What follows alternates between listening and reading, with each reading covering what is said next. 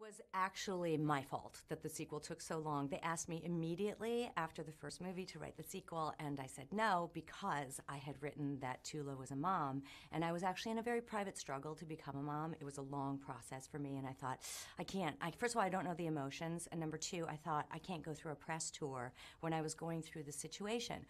Happy ending, I became a mom, and here we are, first day of kindergarten.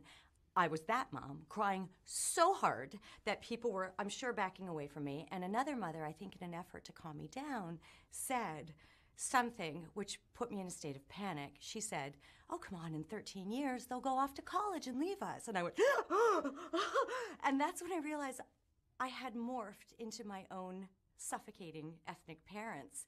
And that's when I got the idea for the sequel.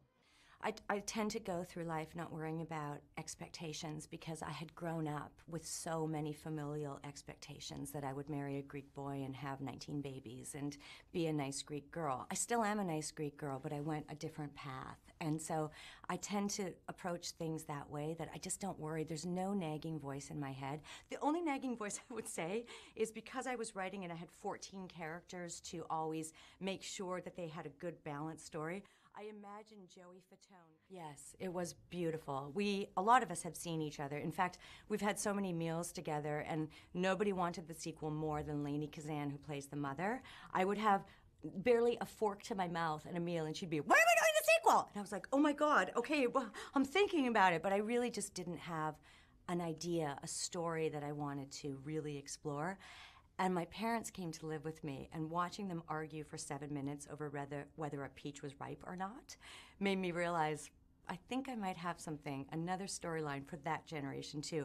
It wasn't my goal to write a 3-generation movie, but it just turned. Yes, because I actually haven't told anybody this yet, but I'm going to tell you.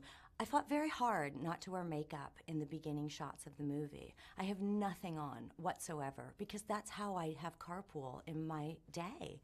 I get out of bed, I roll out of bed, make lunch, get ready, take my daughter to school, and I look a little bit derelict, not exactly like an upstanding member of society, but that's the life of a parent.